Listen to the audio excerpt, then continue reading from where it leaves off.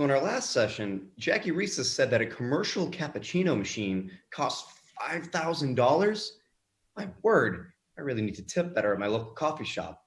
Well, let's move right along, sticking in the money category, and I'd like to introduce Chris Larsen from Ripple and Paul Vigna from the Wall Street Journal. Welcome to this virtual fireside chat. There's no fires. There's actually not even two people next to a fire, but we're going to try to talk about some interesting topics here for you. I am Paul Vigna. I'm a reporter at the Wall Street Journal. I've been covering Bitcoin and digital currencies since about 2013. I am joined today by Chris Larsen, who is the co-founder and executive chairman of Ripple. Chris, how are you? I'm doing great. Thanks for being here today. It's too bad we're not here in person, but nice to be here virtually with you. Right, exactly. So let's just jump right in. We're going to talk about digital currencies, digital money, something that I think is, it's interesting to me, Chris, is that I think we're coming up right now. It's about a year since Facebook unveiled its proposed digital currency, Libra. And even though it hasn't launched yet, I think the fact that you had a company as big as Facebook jump into this space really changed a lot of people's perceptions, certainly in government and policymakers. And in the last year, I think you've probably seen this idea of digital money get more respect, and you would know this better than I would even. You've probably seen this idea get more respect than it had in the previous 10 some odd years since the launch of Bitcoin. Yeah, no, I think you're exactly right. That was a major milestone. I think with someone like Facebook coming on board into the space with really these global ideas. Now, obviously, it ran into quite a bit of headwinds, but I think it was a marker, and we're kind of it is a little bit of a new ball game, and I think a little bit of the response to that, frankly, was what you're seeing in China, with China now coming out with a central bank digital currency, and I know we can talk more about that if you like, but that's pretty major. So this is clearly global. I think sort of the early kind of feeling that, hey, this is going to change the world. Maybe some of the early propaganda that you heard from the true believers might not have come true. But I think, like many technologies, it takes many different attempts. It does take years, and it's particularly in a regulated industry like financial services. But I think all the promise is there, and you are seeing these real world implications that today are actually changing the experience of billions of people. And I think much more to come. I think we're just at the beginning innings, but that was definitely a milestone that's propelled it into kind of a whole new opportunity, a new direction. So you talked about billions of people's habits being changed. But from your perspective, actually, you know what? Do a little bit of just tell us what your perspective is, how you got into this before we talk about some of those things you said you're seeing, because I think that'll be interesting. Well, what was this space like when you first got involved in it? Why did you want to get involved in it? What led you to this? Well, I'd had two fintech companies before we started Ripple, eLoan and Prosper, and they were also during some boom times and crash times, and all typical technology, right? But one of the striking things about fintech before blockchain was it was always country by country, and that was kind of disappointing, right? I mean, the whole internet, the whole idea there is going to break down borders. Anybody anywhere can communicate, and that did happen, and fintech never quite got there. And the reason was, even though we had internet infrastructure, we didn't have sort of this notion of an internet for money, because value and information are just fundamentally different things. And the world needs an internet for money that's different than the internet of information. So I think the real thing that we saw was, the frustration we saw in moving eLoan from outside the US. You had to have a separate Japanese company that was not interoperable with the US one, separate one in Europe. The real promise here was, oh my God, this is an internet of value. We in early days, you didn't know where that was going to go. And there was just, again, a lot of crazy talk. Clearly, they were going to blow up all the banks and, everybody's just going to hold money individually. That did not happen, obviously. And it's a good thing it didn't. But I think that everybody kind of gravitated to, okay, this is it. This is that final step in what the internet always said it was going to do, but for money. those things on, and we always talk about, if you have an internet of information, if you have an internet of value, and you have kind of the ability to ship goods anywhere, well, we have that with shipping containers and global shipping. We have that with the internet. Once you complete the picture with an internet of value using blockchain and blockchain-like technologies and virtual currencies, that's globalization completed. And that is incredibly exciting. I would argue globalization is having all these problems because it's incomplete. It's a work in progress because we're missing this key ingredient. So that was the exciting part, and it remains the exciting part. And we're now seeing it. Ripple now, we have 300 financial institutions. We're an enterprise company. We think enterprise is the way you're going to spread this the fastest. 300 financial institutions globally, covering 45 countries, that can reach 1 billion people. That's today. 24 of those institutions now are using the virtual currency as well as the blockchain plumbing. And that's fairly new in the last couple of years. So virtual currencies are today being used to lower the costs and give greater access to hundreds of millions of people, certainly. And before too long, it's going to be billions and billions of people. And that's the true promise. That's really exciting. Do you think, I want to talk about this a little bit, because one of the things that got me interested in this in the first place was this whole idea of rebuilding the financial system. Mm-hmm. Trying to come up with something more egalitarian, something that was more accessible to people. And I have to be honest, I think one of my disappointments, and I don't know if this is just a perception thing, honestly, one of my disappointments is that I don't think it's gone as far as I expected it would. And to be honest, I don't even know if it's fair to say what I expected in 2013. But what do you think is the state of digital money right now we're more than 10 years since Bitcoin was introduced. Do you think it's lived up to its potential? Do you think it's fallen short a little bit? Has it just been harder to create a new kind of money than anybody anticipated? Yeah, those are great points, right? And I agree with you. The global financial system we have today is antiquated, right? It's SWIFT correspondent banking. That's how you move value cross-border. That's built in the 70s. Its days are numbered. It has to be replaced. So that was one of the things when Bitcoin came along was, okay, is that the thing? And again, is that the internet of value? And I think a couple of things, Bitcoin has its own idiosyncrasies that make that sort of difficult. One was, I think, the early boosters of it were true libertarians who believed you could go around the existing financial infrastructure. I think that was a mistake, because it's the incumbents already have billions of people. It's too expensive. There's lack of access. There's too many errors. It's too slow. Yet, a lot of what they built works really fine. They just got to fix a couple of things. So it would have been better if Bitcoin early people, I think, would have worked within the system. Bitcoin also has some other issues. It's a probabilistic settlement, right? Because miners can undo things theoretically, and it uses a lot of energy. But so I think also you're right. It's disappointing that Bitcoin kind of went into, hey, we're about store. Remember all that payment stuff we talked about? Well, we're about store value, right? Yeah, and that's kind of largely wealthy people, right? I mean, it's kind of cool and it's kind of digital gold, and I think that's a great use case for it. But it isn't the promise of billions of people coming online. You've got to work within the system to change the system. That's sort of the path that we've taken. And you also, by the way, they have to have a very efficient, not all of these digital assets are the same. Mm-hmm. Bitcoin uses a lot of energy that's costly. Someone's got to pay for that. It also is prone to be controlled, and frankly, it's controlled by miners in China. You have to say that it has undue influence by Chinese miners and therefore the government.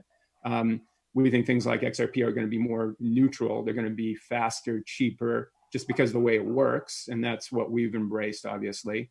But you are really seeing some fascinating things. Ethereum protocol is seeing really interesting things, decentralized finance. Who knows where that goes, but it's really interesting.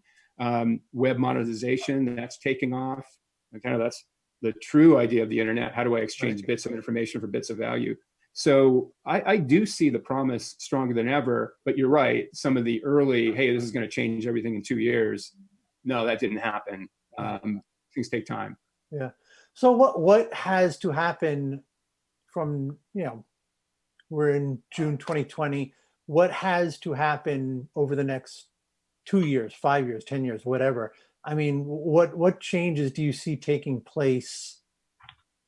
Is it just going to be a natural evolution? Is there something, are you going to need an entity like the Federal Reserve stepping in? And we can talk about the Fed a little later, but what do you think is going to happen over the next several years? And or more than what you think, what do you think needs to happen? Well, I think we need to work within the system, clearly. We do need to work with governments. Again, a big mistake early on was, we're just going to go around central banks. I mean, just nonsense, right? So we've got to get the central banks involved. Frankly, they are, though. I mean, there's an incredible amount of engagement going on, whether it's in the UK or in Japan, Singapore, the Fed here in the US, certainly, Brazil. I mean, all around the world. India now is loosening up. You're seeing major changes there. So it is happening, but those things take time, right? And technology works on kind of one quick cycle that's very different from how governments and regulation work. So they're kind of a natural mismatch, but we've got to get those three things: tech, capital markets, and regulatory authorities working together. That's difficult, harder than the internet, in fact. So I think a lot of it is staying with it, working within the incumbents, but not keeping our eyes off the prize of access to all. One of the cool things that's happening with these new networks that involve blockchain, it's allowing digital wallets for the first time to really get on board. And they have a really hard time getting involved with SWIFT and correspondent banking, which blocks, you look at something like Bcash in Bangladesh, 35 million users, growing incredibly fast. These are individuals that don't have bank accounts. So those wallets are the bank accounts, right? And I think in the US, we need to look at it a similar way. Millions and millions of people. There's a hearing just on the June 11th about this, who don't have access to bank accounts. Could a central bank digital dollar help that? I think it's possible it could. Obviously, China now has moved very strongly into building out a central bank digital currency, a renminbi, as well as controlling mining and basically having almost all their payments digital.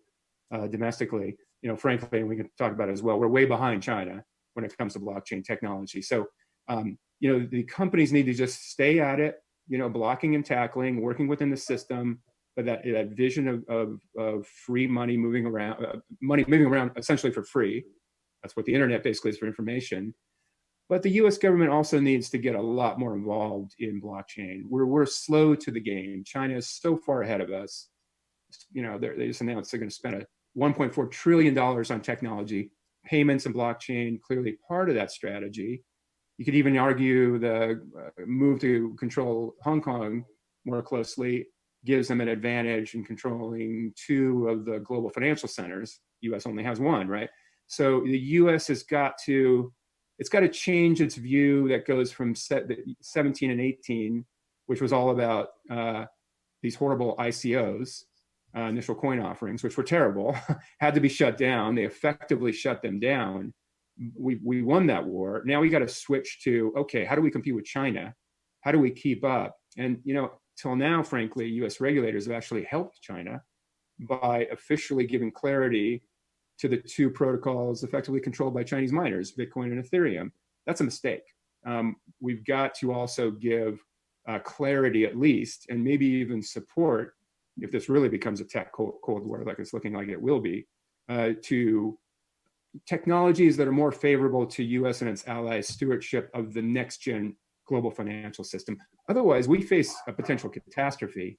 I don't know what the odds are, but there's some meaningful, probability if China was to get control over the next gen financial system. I mean, that could really be devastating to American power and its allies' ability to make payments to defense payments to an ally. American banks that might be blocked or throttled back on how fast their payments go. You could even see some terrible situation where a U.S. company that has a low Chinese social credit score could be blocked from that new infrastructure. Those are bad outcomes. Even if there's a small percentage chance that happens, we've got to check that to make sure that we're involved and we're competitive as a country. Yeah. Again, it's interesting. You talk about what's happened over the last year since Facebook announced Libra, and you just kind of highlighted a bunch of them, right? China ramped up its development of its digital renminbi, and that is going to now be part of their policy arsenal. The US government is, it's interesting.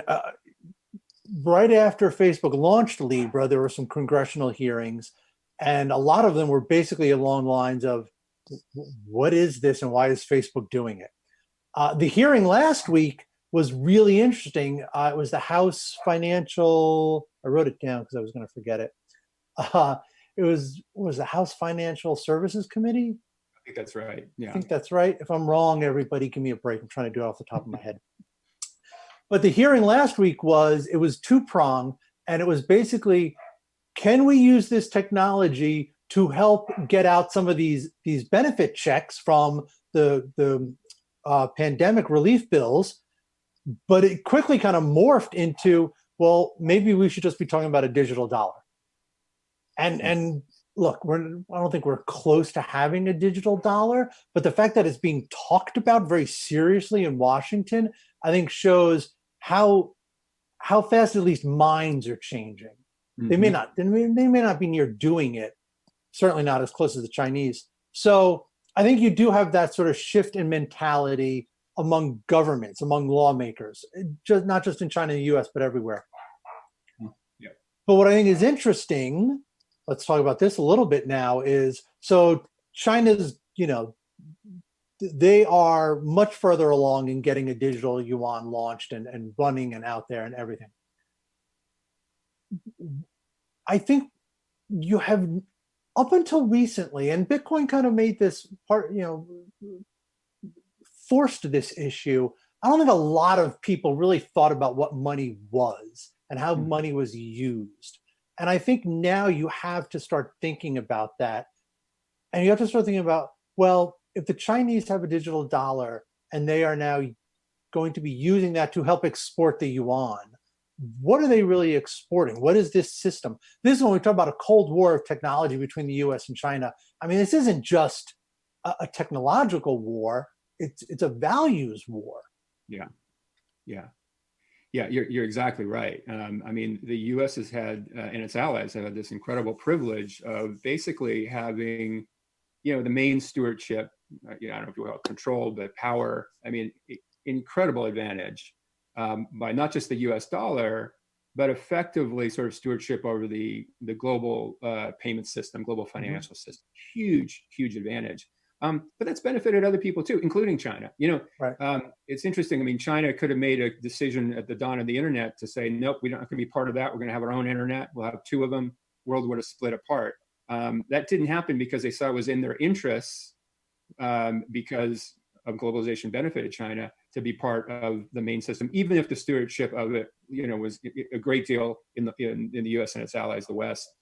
That's the same thing we face today. I would argue that it's not just important for the U.S. to maintain sort of stewardship of the next gen financial system. I'd actually argue it's better for everybody, including China. And I think if we play our cards right, like I know we're in this tech Cold War now, but that's going to pass 5-10 years, about who knows how long. But I think we can get to a place where China would be comfortable, and then the world is kind of organized in a single system again. And I bet that does involve blockchain technology, interoperability protocols, central bank digital currencies from all the major areas, with probably a virtual currency acting as the bridge, right? Because it's neutral, and it doesn't carry, to your point, it doesn't carry not only the capital controls and the various rules of, let's say, U.S. Treasury, for example, but also doesn't carry, and this is much less the case in the U.S., right? Because it's a liberal economy, right? It's exporting, hey, everybody's free to do what they want to do economically. It doesn't carry a lot of weight to other countries where, a virtual currency doesn't have any of that, right? Because there's no counterparty at all. So virtual currencies will be really key in that kind of a world. But again, imagine if, really bad if China says, hey, well, you're going to have your system, we'll have ours, bad for everybody. World gets smaller, gets more dangerous. And really bad if China controls the infrastructure, because basically the Great Wall would be built into infrastructure. On the internet, it's an application under global infrastructure. That would not be so good for the rest of the world, particularly US, if that was built into the infrastructure And I think, look, it's in China's interest. They're doing what they need to do for their objectives. I would bet a social credit score of some sort would be built into that global financial center. That'd be a really changed world. Yeah. And we got to guard against that, I think. And that's good for China too, by the way, long term. Yeah. It's funny because I could not imagine ever in my lifetime using me, sitting here in my house in America, using a digital yuan. I don't see that as the real threat when we talk about China and the digital yuan and them exporting it and having whatever leverage over an international monetary system. I do see them having a lot of leverage in Asia, right? I mean, they can coerce all their trading partners to start using this, all their neighboring countries to start using it. And that is, it's not a small area of the world. I mean, that is a huge part of the world. And through this yuan, they export Chinese values. You get people on your financial system, you get people under, nominally under your control, you exporting your own values. And it was last summer, right, where there was this blow up. The Houston Rockets GM that said something about supporting the Hong Kong protesters, and the Chinese were mad about it. And the Chinese, think about this, like the Chinese were able to get a US executive in the United States to backtrack on something he had said. That's the power that the Chinese have. That's what I'm talking about. I'm talking about like exporting values and using the currency to export your own values. That's, to me, is a real concern. Yeah, no, I think you're exactly right, and that is in fact what's going on right now. There's kind of a race in this next gen financial system and other things too, other technologies. Obviously, tons of things going on today. But just sticking with payments and blockchain, the Belt and Road initiative. Part of that, to your point, is bringing on countries throughout Southeast Asia, and beyond, in Africa, certainly, perhaps right. Latin America. So you could see this outcome where there's sort of the US, Japan, India, the Middle East, anchored by Saudi Arabia and the UAE, and Europe, clearly, UK, that sort of have one system, and then sort of China through Belt and Road and extension of that, and the developing nations having another one. Again, that's not a good outcome for the whole world, right? And that's a very polarized world. So I think by the US keeping up and making sure it does have a central bank digital currency and experiment with it and see where it goes and kind of keep up on this sort of arms race of technology, that's a bet you have to make, right? Among other things. And also, how did we win the internet? We had some great companies, and the US came up with a very clear, simple, minimalist regulatory approach, and that's why we have these incredible companies pretty much dominating, the internet as we know it today. That's incredibly powerful. We got to make sure we do that with next gen financial systems. We haven't really done that yet, and we got to start catching up. Yeah. What would you tell? What would you tell policymakers that they need to do? I mean, how close are we realistically to digitizing the dollar? And then I have some questions about that. I don't know how much. I know we only have a couple of minutes, but not only what would you tell them, but what are some of like the real hurdles that have to be overcome? Logistical hurdles. I mean, it's one thing to say, yeah, we should digitize the dollar. That's great. Let's do it. It's a lot harder in practice to actually get everybody on it. How would you, what do you see as some of the challenges there?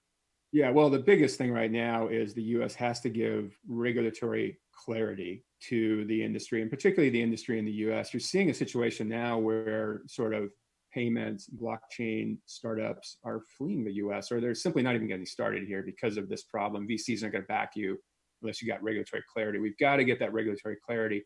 And then we've got to embrace our great US companies, just like we did with the internet, and at least help them compete, right? That's all we're asking for. And we don't quite have that yet. And the digital dollar, I think it's pretty easy. You're right, technically, to do it. The question is policy-wise, and then what?